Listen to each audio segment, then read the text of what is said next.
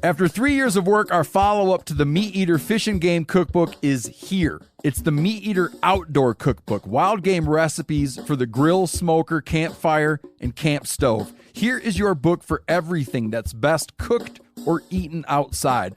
From grilling to open fire cooking to Dutch ovens to smokers to barbecue to backpacking meals to how to pull off the perfect fish fry, with pit stops along the way for lessons about Ice Age cooking methods and the best 5 ways to construct a cooking fire you can be proud of. And of course, we're focusing on wild game and fish here with over 100 recipes, including stuffed venison burgers 3 ways, wild duck with ahi verde sauce, a jerky made with cola, a gin and tonic made with fire-charred lemons, and grilled frog legs made with a sticky sweet sauce. This ain't your normal cookbook, so be prepared to be surprised. Get your copy now. For more info, visit themeateater.com or buy it wherever books are sold. Welcome to the Wired to Hunt Foundation's podcast, your guide to the fundamentals of better deer hunting. And now, your host, Tony Peterson. Hey everyone, welcome to the Wired to Hunt Foundation's podcast, which is brought to you by First Light. I'm your host, Tony Peterson, and today's episode is all about the ladies, once again, and how hunting them will help you become a better whitetail hunter overall.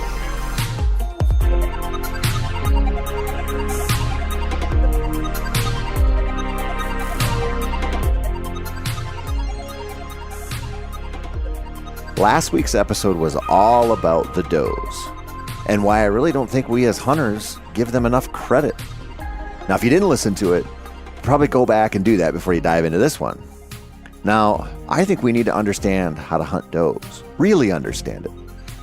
And what better time to talk about that than when we were right on the cusp of the late season, where it's kind of, just easier to drop your standards and shoot whatever comes down the trail.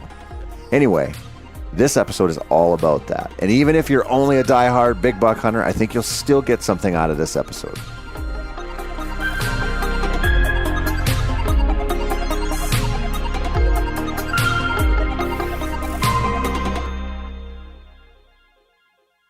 One of the reasons I like professional fishing, mostly professional bass fishing, is because it allows you to prove whether you're the best or not. Anyone who can pony up the entrance fees and has a tournament-compatible boat and an adequate insurance policy can compete. Now, this is obviously for lower-level derbies and circuits, because you're not going to fish some of the bigger tours without a little more on your resume than, I just like to catch bass and I have some money. In hunting, we don't have this great leveler for a few reasons. The first is that catch and release hunting really isn't a thing. It might be in the future when we lose most of our opportunities, but for now, we don't really get to shoot bucks, throw them in our live well, and then release them back into the woods at the end of the day. Now, hear me out. I'm absolutely against turning hunting into competition. I hate it. I don't like that idea at all. And I know there have been a few failed attempts to do just that, but luckily they never really stuck. So I don't want that. And this is just purely a thought exercise, so treat it as such. I would like to know how good some hunters really are. I think a lot of people would. I think it'd be fun to see some of the industry folks have to prove themselves against other industry folks. And I don't mean Candyland hunter versus Candyland hunter here. I'd love to see some of these folks with a couple 200 inchers under their belt compete against, like a Zach Fehrenbauer or an Andy May on public land in some state like Pennsylvania or Louisiana.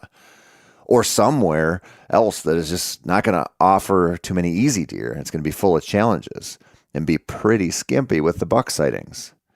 That's a pipe dream. And honestly, maybe just a projection of the pettiness I possess deep in my heart over the hunting industry as a whole.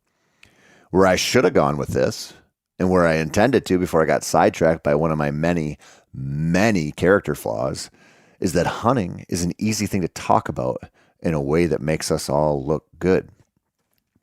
Where this drives me a little bit crazy is when people talk about all the deer that they could have shot but didn't. The people who take credit for not shooting the 110-inch buck that just happened to walk by at 54 yards in last light in the woods, and they couldn't have hit it probably with 2 quivers full of arrows, but they claim it because, who's going to be able to prove them wrong? Who's going to call them out on that? Nobody. And it really doesn't matter. It just grinds my gears a little. like it does when people talk about shooting does, as if it's like a trip to the grocery store in the woods and almost like a transactional thing. In reality, trying to shoot a doe in many, many situations isn't nearly as easy as we make it sound on a grand scale, mostly because a lot of the people who talk that way have really easy hunting, or they aren't actually trying to shoot does. Now, I know a lot of people who do have easy setups to shoot does, and that's just fine.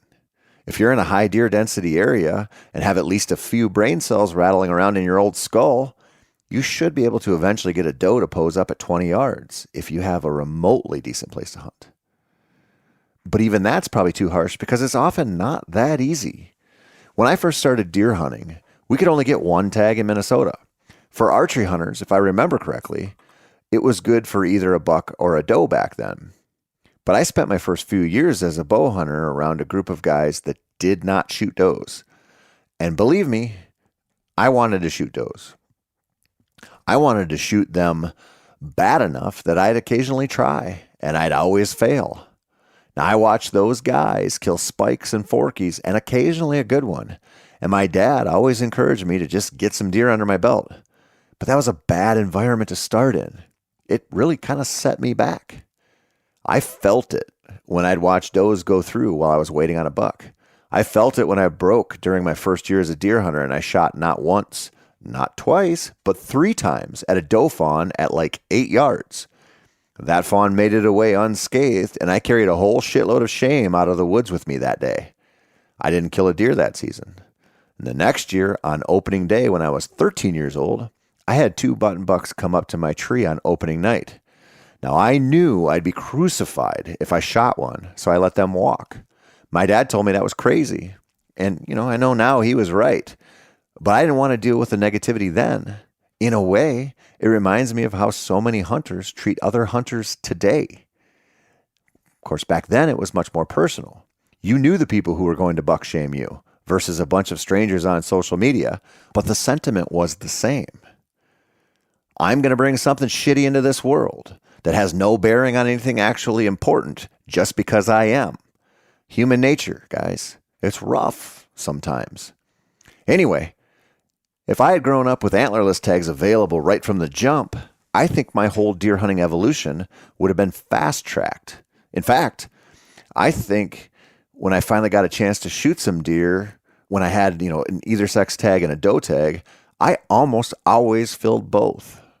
I also started hunting deer in a different way. It wasn't solely about getting a round buck sign and hoping one would walk by. It started to become a matter of hunting spots and not burning them out, and thinking about how all of the deer use the terrain, not just the ones that have antlers. This clicked for me when I was probably about 20, and I went out opening morning to a stand that I had hung that summer on the top of a ridge. The woods there by that stand was only about 20 yards thick before it dropped off into a valley, and there was a prominent washout on the hillside right there that forced all the traveling deer low or high. Now, I bet on high because of the wind advantage. I also had a suspicion that deer would use the trail based on it being kind of positioned between an alfalfa field and a thicker patch of woods, where I often jump bedded deer when I went through there. Now, that morning, a lone doe came down the trail, and I shot her well.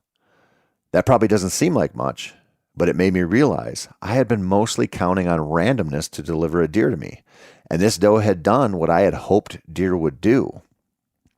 I know it doesn't seem like much, but it was. I had other experiences, like one on public land in the Twin Cities here, probably, 8 or 10 years ago, that again kind of reminded me of that lesson. Now, in the summer scouting, I had found this kind of cool crossing in a swamp, and that every day it seemed like a few deer would use it. Now, it wasn't a major trail or a major travel route, but it made sense if deer wanted to go from one high ground spot to another without getting too wet or working too hard. I shot a doe there opening morning, too. Now, why is this valuable? Because you might not always get to hunt your grandma's farm, where the bucks hit the food plot on Halloween every year to check scrapes, or they bachelor up on the beans and you can kill one early. Land changes hands, deer populations ebb and flow, new neighbors move in and they shoot everything. Or you might decide to buy a non-resident license somewhere, and realize that just because you can consistently kill good bucks on your lease at home, it doesn't mean you can kill a deer on public land in Oklahoma, even with a week's worth of time to hunt. I think being open to shooting does in the right situation is a huge benefit for all of us as hunters, provided we have the option. I also think, even if you believe it's easy to kill does, it's worth setting up some rules around when you will, and that changes the game. I'll give you an example. I try really hard not to shoot does with fawns. I like the challenge of hunting lone does and waiting them out, because where I hunt, they'll show up. In northern Wisconsin, with the predator densities there, it's pretty much a given that I'll see a fair amount of does without fawns. And the last time I said screw it, and I shot a doe with twin fawns, which is double bad, super bad, really bad if you have twins yourself, I promptly nearly lost my nutsack to a fence post. I got greedy down there on that public land in Oklahoma, and I wanted to fill some tags. So when that doe came in and posed up by my natural ground blind, I threw caution to the wind and I broke one of my rules. Now I know you think it's just a coincidence, but when I was laying on the ground there with blood coming out of quite a few spots in my body and pain in my apple bag that felt like going, 9 rounds with a fence post, it was just radiating through my body, I thought that maybe I shouldn't have broken one of my rules. Now, I love hunting when I greenlight myself for does. And my favorite time is when I'm hunting on a September or October morning, and then I see that lone doe walking in. Then it's all systems go for me. I also love it when I'm on the road on public land somewhere and I have a doe tag. It changes the entire hunt. And I'll tell you something, I kind of even secretly like it a little now when I go to my banker and I ask for a personal loan every few years so I can draw an Iowa tag. And they make me buy a doe tag for like $125. The mature doe I shot down there in 2020 while she was drinking at a river crossing was kind of really my goal for that sit. Kinda. I also wanted to see how deer used the crossing. And even though I had low hopes of killing a buck there, still felt like I had a chance. Plus, it was just fun to hunt knowing that any lone doe that came past was in real trouble. Now, there's a little nugget hidden in that story that I want to tell you about. It was fun. I know we like to sit in the woods and see the sunrise and eat junk food and wait on a buck, but I don't enjoy hunting any more than when I go into the mode where I intend to shoot. I don't know why, but it changes everything. I just love the feeling of my heart pounding between my ears and living in that moment where time slows down and you know you're going to try to draw soon. And once you do draw, you have to be ready to read the deer and aim and execute. Then there's the post-shot adrenaline dump and the instant feeling of, well, you've either done things really well or not so much. I guess put another way and really dumbed down and simplified, it's pretty fun to shoot deer. So what does this mean for you? Do you have your mind made up on what hunting does is like and you're not interested? Okay. Are you having fun hunting? Are you going to have fun hunting this month when it's super cold and the deer are cagey and your odds of seeing a good buck are less likely than the odds of Kenyon catching an 18-inch trout and not immediately plastering it all over his social media? Are you struggling to kill good bucks? Probably. If you're listening to me yammer on week after week, I promise you, if that's the case, opening yourself up to the possibility of shooting a doe or two and then actually doing that, that's going to help your cause. This is especially undeniably true if you hunt pressured deer. Now, if you hunt Candyland deer, then these rules really don't apply. But pressured deer, the does and the bucks, they're pretty good at the survival game. If you can somewhat consistently kill mature does where lots of people hunt them, then you will definitely be a better big buck hunter for it. Take that to the bank, my friends, because it's as good as gold. This stuff is not easy, and it won't get any easier for most of us if we aren't making moves to get better at being good deer hunters. Now, not mature buck hunters, mind you, which is a nice satellite benefit to becoming better deer hunters, but just learning deer and becoming better at the whole thing. This is a skill that will help you far more than obsessing over the best times to grunt or rattle or buying a $600 decoy that looks so good the other hunters in your party will occasionally take a poke at it. The key to being better is to recognize which challenges are available to you and then meeting them head on. And listen, The Mature Buck Challenge is always going to be there, but it's honestly a bridge too far for a lot of hunters. It's a worthy consideration, but a great way also for a lot of hunters to eat a lot of tags and get real sick of those early alarms and those cold, unproductive sits. I don't know, all stick and no carrot is no fun for something that is supposed to be fun. Think about this as we go into what are definitely the final innings of the 2022 season. There might be a month left for some or two for others, but the best parts for most of us, they're in the rearview mirror. Now it's up to us to figure out how to use our time for the rest of the season. For me, that will involve some doe hunts that will feel an awful lot like I'm hunting for big bucks. I'm not going to be able to make too many mistakes because once the gun season is over, the deer that are left really don't enjoy sharing the woods with people still bent on deflating their lungs. It'll be a staging area thing mostly, which is a skill that has paid off well in my buck hunts. If you can figure out how to kill does staging, you can figure out how to kill bucks. Trust me. It might be a bedding area thing too, which is something I just want to get better at. And I'm not going to go out and kill mature bucks out of their bed as easily as I'm going to figure out how to kill some does around a bedding area. Huge benefit there. And I plan to run a few cameras, do some observation sits, and just see how I can put together a plan here in Minnesota and maybe in Wisconsin that will end up with an easy blood trail in the snow. Now, I highly recommend many of my listeners, they do the same. Now, it's an easy choice for me because I love the meat, but maybe you don't. I bet you can find a way to donate it or find someone in your life who would love some venison. I've never had a problem finding somebody who would take some venison. And I think the key takeaway here is, to maybe just keep hunting. Now, if the does on your place are too easy, go still hunt the public land down the road. Easy will go out the window then, but you know what? You'll still be hunting, and that's better than sitting at home not hunting or sitting somewhere where you know it's a foregone conclusion and it's not that exciting. Or maybe you could kill does all day long out of your box blind on the food plot. Great.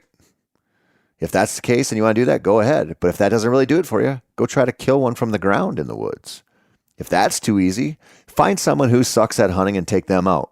They'll be tickled to have a chance to shoot a doe, and you'll watch someone have a hard time doing something you think is easy, and that's an important thing to be reminded of.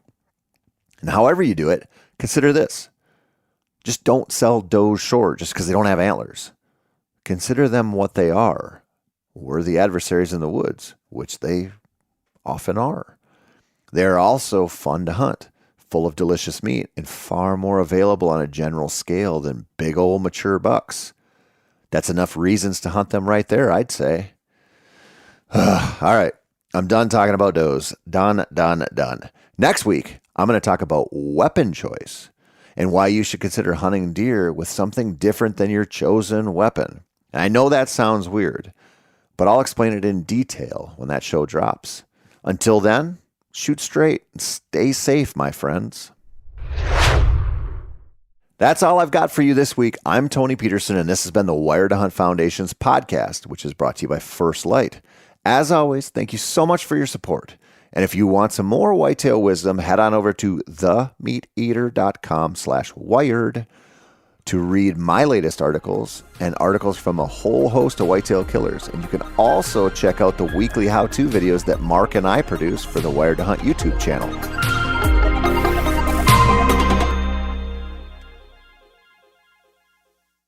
After 3 years of work, our follow-up to the Meat Eater Fish and Game Cookbook is here. It's the Meat Eater Outdoor Cookbook, wild game recipes for the grill, smoker, campfire, and camp stove. Here is your book for everything that's best cooked or eaten outside.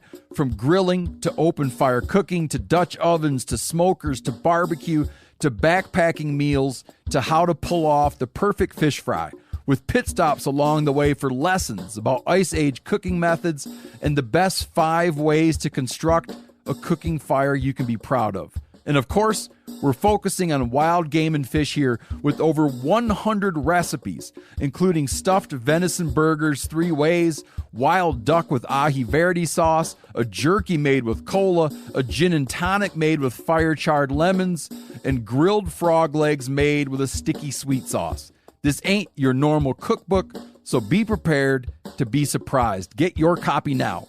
For more info, visit themeateater.com or buy it wherever books are sold.